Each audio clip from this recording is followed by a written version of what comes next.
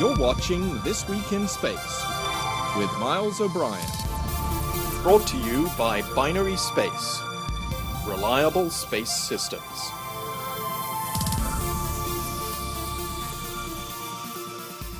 Hello and welcome, and happy Yuri's night. It's hard to believe it's now been 49 years since the first human being left the planet, and 29 years since the first shuttle flew. We'll check in with one of the founders of the global Yuri's Night celebration in just a little while, and we'll see what's in store for this year's celebration. But first, let's talk about that 131st space shuttle mission. It's currently in work, as they say in the space business. Now, I must admit, I'm pretty lucky. I've had the chance to see an awful lot of shuttle launches over the years, and each of them is beautiful in its own special way. It's kind of like a snowflake, I suppose. But this one really stands out. We got a great view of Discovery's destination, the International Space Station, as it flew overhead in the pre-dawn darkness shortly before the launch. And then came the launch itself. 3 engines up and ready. 3, 2, 1, 0. Booster ignition and liftoff of Discovery, blazing a trail to scientific discoveries aboard Space Station. Those of us at the Cape were able to see Discovery with eyes only for a full 7.5 minutes. No one can remember anything like that. And then after Discovery was out of view and safely in space, we were left with this. A spectacular scene as the sun rose. The remnants of the shuttle plume lit up like a pastel painting. Discovery Commander Alan Poindexter had to dock his craft at the International Space Station without the benefit of a radar system that failed. It was the same device that allows the orbiter to send out streaming video. It's what we used to call television. And so that meant they had to record the heat shield inspection and then send it down to Earth using the space station's system of computers and antennas to the TDRS satellite system. The joint crews successfully attached what is the space equivalent of a pod's moving crate to the station. It's called the Leonardo Multi-Purpose Logistics Module. In it, about 17,000 pounds of gear and supplies for the station, including some new crew sleep quarters, a fancy exercise machine that will give researchers on the ground a better idea of how physically fit or not the station keepers are, and a device that adds cameras, a spectrometer, and some other sensors to better observe the Earth as it passes below the station. They do see some cool things up there, don't they? Look at this shot from crew member Soichi Noguchi of the aurora borealis, or what we call the Northern Lights. Now, he tweeted that one down, and you should check out his tweets, too. Okay, here's a piece of space trivia for you. What crew of space shuttle astronauts flew the same mission twice? Well, sorta. Well, that distinction would belong to the STS-83 and STS-94 team. They launched on April 4th, 1997, on what should have been a 16-day microgravity mission. But a fuel cell failed, and they had to come home after only 4 days in space. Well, they got a second bite at the space apple on July 1st of that year, and that time the mission went full term. The commander of the Deja Vu shuttle mission, Jim Halsell, joining our friend Leroy Chow in the astronaut class of 91, known affectionately as the Hairballs. You wacky astronauts, you. In any case, lucky Jim Halsell joined us at the Cape on launch morning, representing our loyal sponsor, solid rocket builder ATK. I keep going back to this whole notion of, how, whatever the next vehicle is, why we're in this mess of this huge gap. Are we that bad as a nation at planning ahead that we couldn't have planned ahead and shrunken that time between the end of the shuttle and the next thing? Well, the gap was always an artifact of the funding. Right. Back in 2004, when President Bush... This is Trump change. No argument for me. Certainly my belief that this me nation is powerful and is great, and with such a legacy in spaceflight that it has, this is Trump change. We can close, we could close, and we can still yet close the gap. But it takes a desire on the part of the people who are making the decisions and the guidance of the Congress to dictate what's important in our space program to come together in an integrated fashion. And you're seeing that process happen right now as we have the congressional hearings. All right, so, Barack Obama comes here in 10 days. Here's your chance. He's probably watching spaceflight right now. Probably. He's getting his In morning. your dreams is. He just got his morning briefing from the CIA, and he's now watching spaceflight now. So tell him what having his coffee. Yeah, he's having his coffee. So, Mr. President, here's Jim Halsell, hairball extraordinaire, and a lucky son of a gun who got to fly 2 missions in one, and 2 missions for the price of one. So he's got some good advice for him. What would you tell him to say? Well, the first thing I would say is thank you, Mr. President, for having increased NASA's budget. $1 billion more Let's per not forget year, that. That has not been indicating so much, that his administration really understands the importance of a vigorous and space program for our nation's future and for our children. So first of all, let's recognize that that's a tremendous commitment in a time when budgets overall are having to be slashed in the time of economic downturn. It's what you do with that $1 billion extra and the other funds that are available to us and how you phase it. So I think there are opportunities for the president to come down here and to say things like, what we need to do is to, if not close, at least shrink the gap. Let's try to accelerate what's on the other side. Let's look again at Constellation and the elements of goodness that are there, the $9 billion of development that has already been spent on very important capabilities that we want to migrate into the future, not simply terminate, turn aside from, set on a shelf and not use for the short term.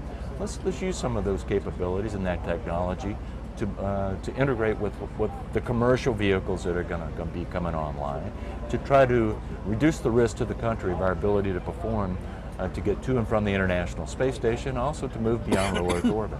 That's what I would say.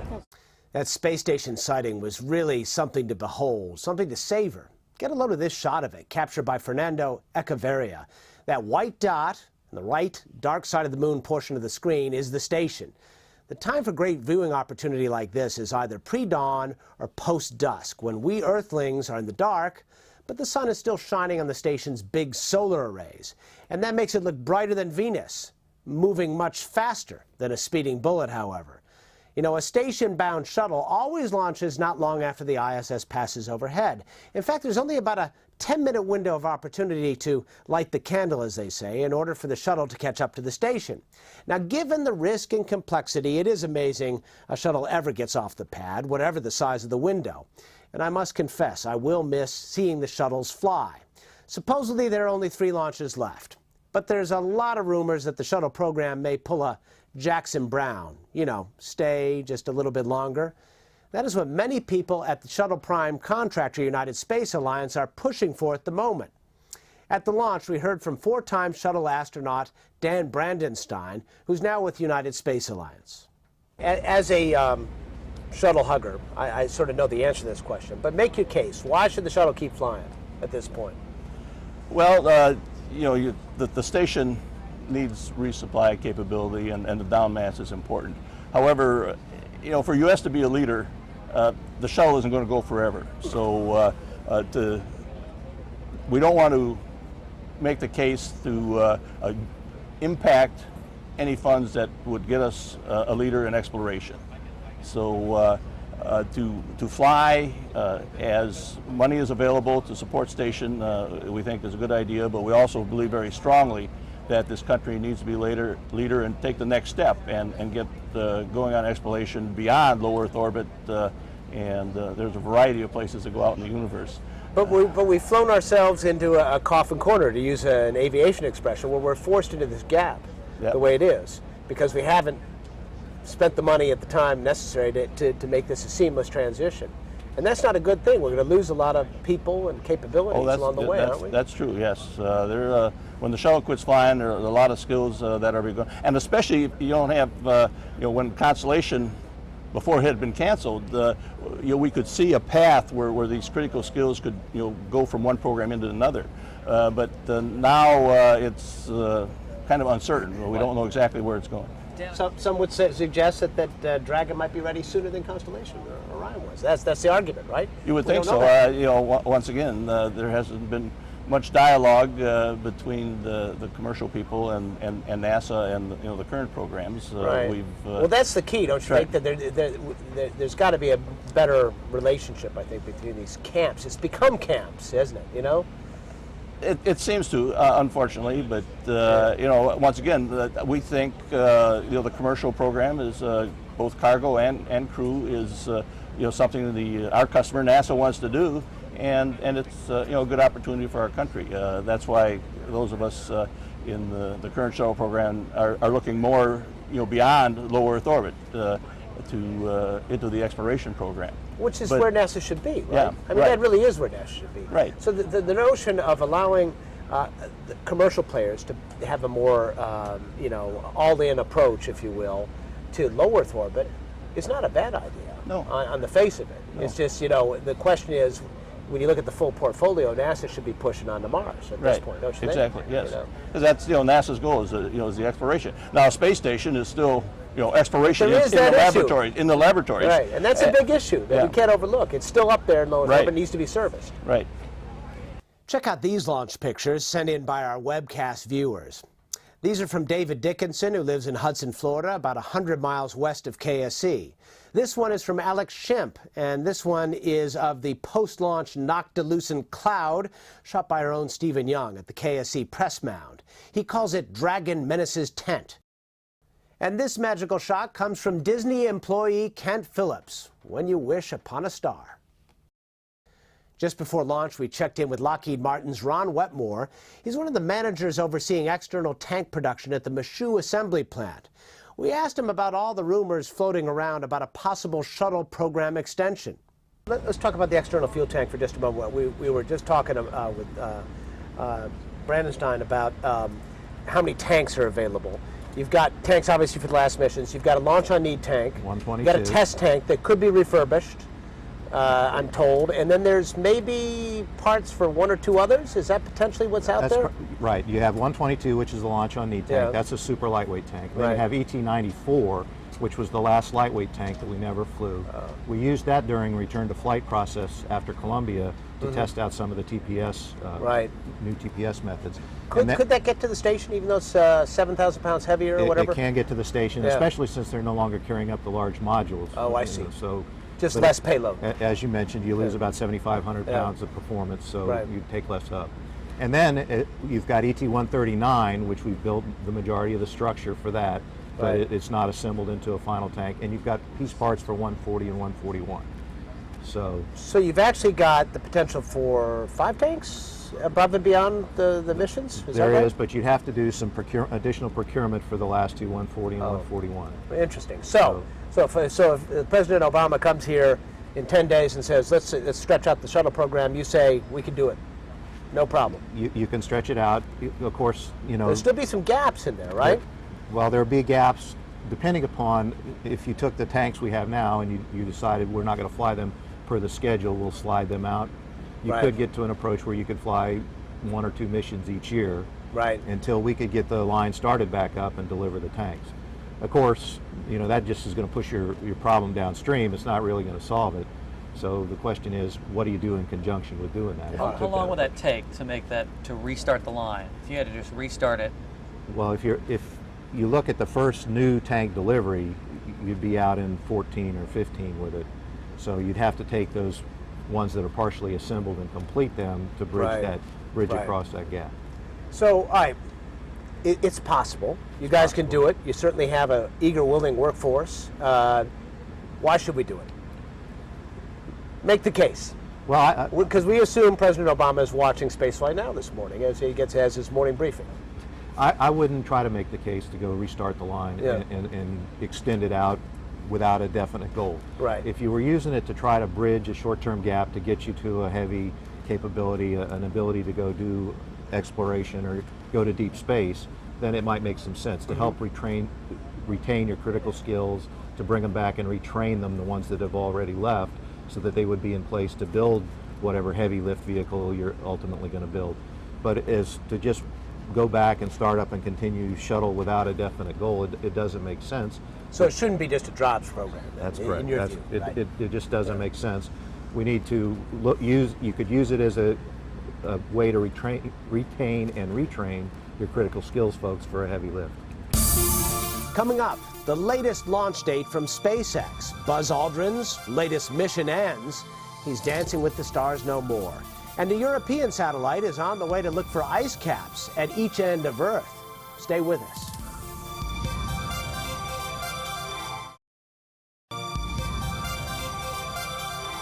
Welcome back. President Obama is days away from seeing fire and smoke in Florida. Not from a space shuttle, but from angry workers upset that the White House wants to cut the moonshot program known as Constellation. Lots of rumors floating around that Obama might stretch out the shuttle program a bit, flying less frequently, or maybe adding a flight or two. But we won't know until the big summit, which the space nation will be watching as closely as a shuttle ascent. The effort to derail Obama's space lost a little thrust the other day.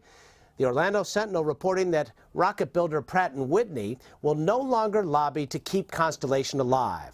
The Sentinel says the company would like a contract to develop new engine technology. SpaceX says the earliest its new Falcon 9 rocket is set to soar from the Cape Canaveral Air Force Station is May 8th. The rocket will be carrying a mock-up of the Dragon capsule. The real McCoy is designed to carry cargo to the space station after the shuttle is retired. Engineers fired up the Falcon 9's 9 Merlin engines briefly on March 13th and were told it went well. But it is rocket science. While we wait for SpaceX to prove it has the right stuff, the Russians are teaching us Amerikanskis a few lessons in capitalism, hardball style. NASA just signed a new deal to buy 6 more seats on Russian Soyuz rockets that will fly to the International Space Station in 2013 and 2014. The price per seat is $56 million. NASA has already agreed to pay $51 million a seat for flights in 2011 and 2012. That's what happens when you're dealing with a monopoly, I guess. Somewhere up there, Yuri Gagarin is smiling broadly. And speaking of Yuri, 49 years ago, April 12, 1961, Gagarin became a hero of the Soviet Union and an international celebrity after flying one orbit around the globe in a globe, a spherical spacecraft called Vostok. The first human had flown to space with courage and cool under pressure. 20 years to the day after that, John Young and Bob Crippen also flew a very gutsy mission. They strapped themselves to the first space shuttle that flew on April 12, 1981. That coincidence of history got Loretta Hidalgo-Whitesides thinking about 10 years ago, and the rest is Yuri's Night history. Loretta Whitesides, good to have you with us on This Week in Space. The idea was kind of a one-off event, and it's grown ever since. Give us an idea of how big the party will be this year. Well, this is our 10th year of doing Yuri's Night, and we already have 179 events in 62 different countries registered this year, and registrations keep coming in. Tell us how you got the idea. I was at Johnson Space Center in the 90s, and I found out that the first space shuttle launch happened on April 12th. And then there was a traveling Russian exhibit of Russian space artifacts. It was the first time they'd ever left Russia since the breakup of the Soviet Union. And in the exhibit, I learned that Gagarin's flight was April 12th, 1961, 20 years earlier to the day. And I just thought that was too much of a cosmic coincidence to pass up. Well, there's one other piece to the coincidence. Tell us about that. Well, the reason the date sort of stuck in my head is because it's my birthday. Aha! So this all comes together, and it could have been Loretta's night, but Yuri's night probably seemed more apropos. What was the idea behind it, though, to celebrate Yuri Gagarin or space in general? It's to celebrate space in general and its transformative power to bring the world together. I mean, we have his quote on our website, and really that's what Yuri's Night's about, is, people of the Earth, let us come together to celebrate and enhance the beauty of Earth, not destroy it. So tell us a little bit about what goes on at Yuri's Night party. Well, they're incredibly diverse, but it's a neat blend of science, space, and pop culture. We like to have a lot of artists and musicians involved. Typically there's dancing, people watch movies, they have stargazing, telescopes, and all kinds of fun and exciting activities, games, lots of costumes, that kind of thing. Do you have any idea how many people have been to a Yuri's Night celebration over the years? Have you ever tried to tally it? Oh, over the years, well, we've had over 1,000 events. I know that, and that's just the ones we've been counting since, 2004. But it's got to be up to 1 million people by now, is my guess. Wow. And generally speaking, these are younger people who weren't necessarily around for the space race and certainly don't recall firsthand Yuri's flight. What does this generation think about space now? Well, it's a really good point. You know, a lot of us were born after the last Saturn V launch and never got to participate in that era. And so a lot of this is almost a history lesson. But really our focus is on the future with Yuri's Night and really having this be a celebration of where we're going. I think what young people are excited about is continuing exploration, pushing the boundaries, you know, doing things that no one's done before, and really looking for ways to make it relevant and contribute back home. All right, well, have a great Yuri's Night to you and to everybody else around the world who is celebrating it, and we wish you continued success on what's become, I guess, it's a force of nature. Thanks, Miles. Let's take a 90-second spin around the cosmos and see what's cooking. Saturn, as it turns out, is a pretty magnetic place in our solar system in a bipolar kind of way. Check out these Hubble images captured when the rings were edge-on, as they say, in 2009.